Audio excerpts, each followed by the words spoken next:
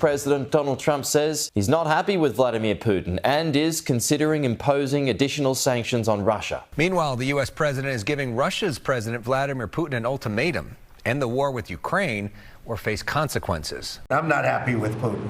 I can tell you that much right now. Sanctions have been one of the most powerful weapons the West has used against Russia since Vladimir Putin launched his full-scale invasion of Ukraine in February 2022. Over 21,000 sanctions have been placed on Russian businesses, banks, individuals, and most importantly, its oil and gas industry. But sanctions alone haven't stopped the money from flowing. Russia found a workaround. A massive one, and it came in the form of an illegal and secretive fleet of ships now known as the Shadow Fleet. This Shadow Fleet is how Putin has kept the money rolling in. Unregistered oil tankers, many operating under fake names and foreign flags, move Russian oil and gas across the world to buyers who are willing to look the other way. It's a murky operation, but for years it worked. Until now. Ukraine has finally decided to go after this fleet directly. No longer waiting on Europe or the US to act, Ukraine has started launching precise, covert, and devastating attacks on Russia's shadow ships. These strikes are happening quietly, far from the front lines, but they're hitting Russia exactly where it hurts the most, in its wallet. According to the Kyiv Post, Ukraine has already taken out multiple ships from Putin's Shadow Fleet. Ukraine hasn't publicly admitted to the operation, and likely never will, but the evidence is stacking up. These attacks are happening in international waters and even near European ports. They are not just military strikes, they're economic sabotage, and they're working.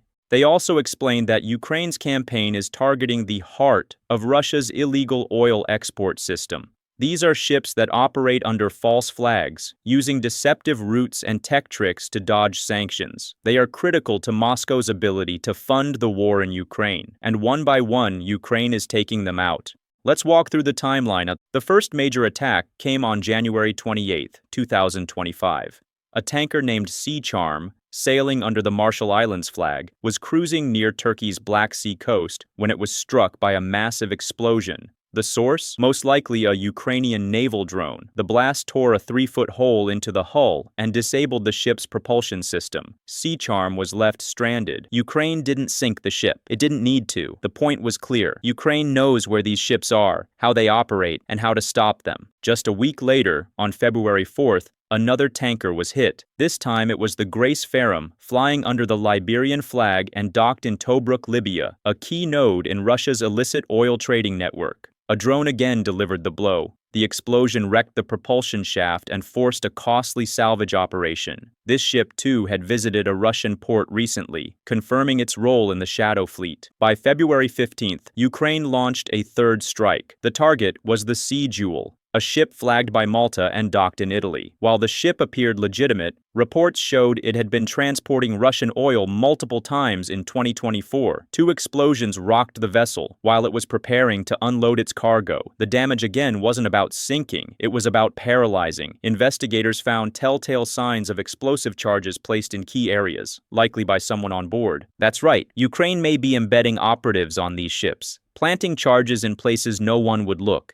It's classic asymmetric warfare. Cheap tools, bold tactics, maximum damage. But Ukraine wasn't done. Later in February, Ukraine made its boldest move yet. The Koala, flagged by Antigua and Barbuda, was attacked not in international waters, but inside Russia. The strike happened at the port of Luga, a major Russian oil terminal on the Baltic Sea. Once again, the blast crippled the ship's engines without sinking it. But this time, the message was different. Ukraine wasn't just capable of hitting Russian assets abroad, it could strike them on Russian soil. The Luga port is heavily protected, but Ukraine's operatives managed to slip through. According to the Kyiv Post, it likely involved a combo of naval drones and elite special forces. Whatever the method, the result was the same. Another ship was down, another economic lifeline severed. Then, for a few months, silence. That silence wasn't surrender, it was strategy. During that time, Ukraine was dealing with diplomatic chaos. President Zelensky was negotiating a potential 30-day ceasefire with Donald Trump's administration. U.S. aid was being pulled, then reinstated. Talks with Putin were going nowhere.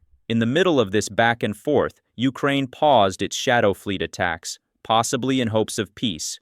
But by June 2025, after Putin launched another offensive, Ukraine gave up on diplomacy and went back to hitting Russia where it counts. On June 29th, the Villa Mora, a Maltese-flagged tanker docked near Benghazi, Libya, was struck. The explosion once again targeted the propulsion system, Ukraine's signature strike, floating but not moving, functional but useless. This marked the fifth confirmed or suspected attack on a Russian shadow ship by Ukraine in 2025, each one carried out with precision, stealth, and a clear message: you will not get away with this. So why does this matter so much? Because the Shadow Fleet is one of the main reasons Russia is still in the war. Without it, Putin's ability to fund his military would be drastically weaker.